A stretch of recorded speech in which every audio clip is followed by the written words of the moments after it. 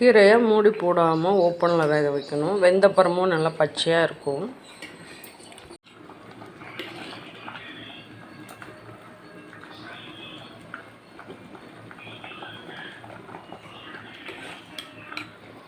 முருங்கைக்கீரையை நல்லா சுத்தம் பண்ணி வேக வச்சுக்கணும்.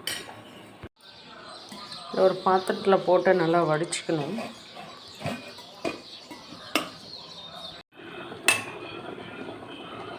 காராமணி வேக வச்சிருக்கு. எண்ணெய் விட்டு வடகம் போட்டு தாளிச்சுட்டு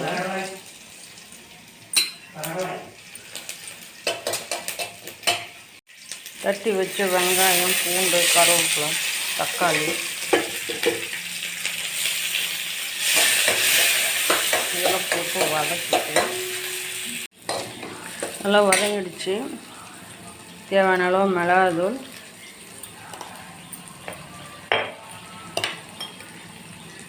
மஞ்சத்தூள், ஆல்ரெடி தட்டைப்பயிர்லையும் கீரையிலையும் உப்பு போட்டிருக்கேன், அதனால் குறைவாக இதுக்கு மட்டும் போடுறேன். போட்டு நல்லா மிக்ஸ் பண்ணிவிட்டு அப்புறம் வடித்து வச்சுருக்கிற இந்த கீரை, தட்டைப்பயிறு எல்லாத்தையும் போட்டு அதோட நல்லா மிக்ஸ் பண்ணணும்.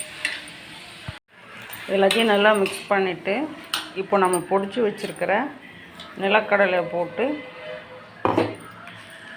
திரும்ப மிக்ஸ் பண்ணணும்னா ரெடி ஆகிடும்.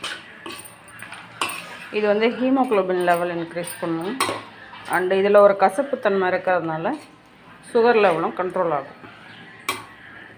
இது மாதிரி சத்தானதை சமைச்சு சாப்பிட்டு நலன் பெறுங்க. பாய்.